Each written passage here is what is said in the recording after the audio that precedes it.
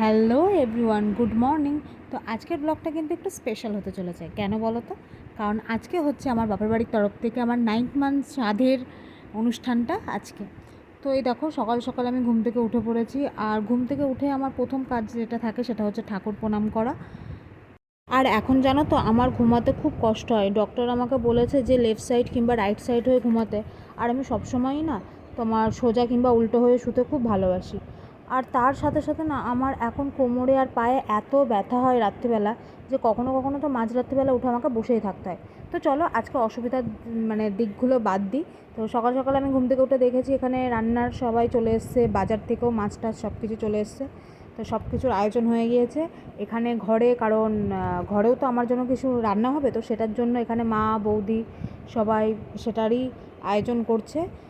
আর এদিকে সবাই রেডি যে যার মতো। এবার আমি ফ্রেশ হয়ে, কারণ আজকে তো আমাকে উপোস হয়ে থাকতে হবে, তো ওই জন্য আমি বললাম চলো আগে চটজলদি স্নানটা করে আসি। তো স্নান টান করে চলে এসেছি। আর আমাদের এই বাড়ির নিয়মে যেটা রয়েছে সেটা হচ্ছে কাঠের মালা পরতে হয়। কাঠের মালা বলে ওটাকে? হ্যাঁ হ্যাঁ, কাঠের মালা পরতে হয়। তো সেটা আমি পরে নিয়েছি, হালকা একটু মেকআপ করে নিয়েছি। আর মেকআপের টিউটোরিয়ালটা করিনি, কারণ ফোন ধরার মতো কেউ নেই আর স্ট্যান্ডও নেই আমার এই বাড়িতে, ওই জন্য মেকআপের টিউটোরিয়ালটা করা হয়নি। তো মেকআপটা আমি মোটামুটি ডান করে নিয়েছি। এবার একটু শাড়িটা পরবো, জুয়েলারি পরবো হালকা করে। তো এটা হচ্ছে আমার ফাইনাল লুক। তো কেমন লাগছে আমাকে কিন্তু কমেন্ট করে জানিও। তো চলো তাহলে, ওদিকে সব কিছুর অ্যারেঞ্জ হয়ে গেছে, আমিও এখন চটজলদি ওখানে যাব। এখানে আমার স্বাদের মেনু ডান। তো এবার আমি খেতে বসবো। তো যেটুকুনি সম্ভব হয়েছে সেটুকুনি করা হয়েছে, আর এটাই আমার কাছে অনেক, কারণ এত কিছু খাওয়া যায় না। আর সবথেকে যেটা বেশি ভালো লাগে সেটা হচ্ছে পায়েস, সত্যি মানে ওটাই মেন।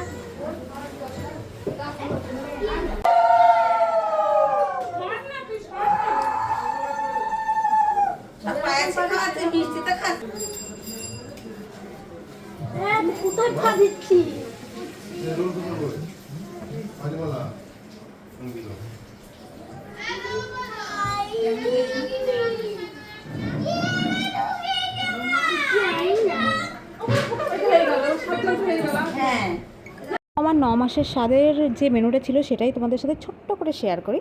সেটা হচ্ছে ভাত, বেগুন ভাজা, পটল ভাজা, শাক ভাজা, আলু ভাজা, 2 রকমের বড়া, পনিরের তরকারি, মাছের মাথা দিয়ে মুগ ডাল, পটল চিংড়ি, কাতলা মাছ, আর ছিল হচ্ছে চাটনি, পাঁপড়, মিষ্টি, আর যেটা হচ্ছে সব থেকে মেন সেটা হচ্ছে পায়েস, মানে যেটা ছাড়া স্বাদ অসম্পূর্ণ।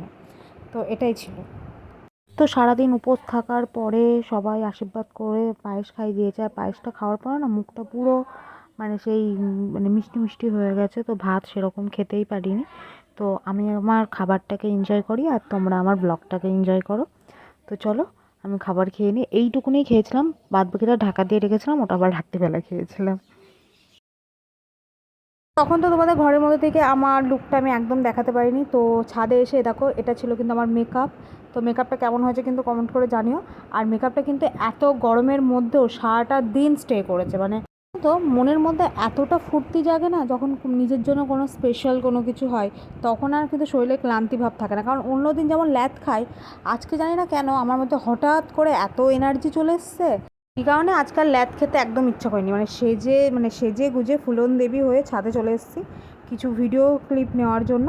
তো যাই হোক, আজকের ভিডিওটা যদি তোমাদের ভালো লেগে থাকে তো ভিডিওটাকে লাইক কমেন্ট শেয়ার করতে একদম ভুলো না। আর যদি আমার চ্যানেলে নতুন হও তো সাবস্ক্রাইব টু মাই চ্যানেল।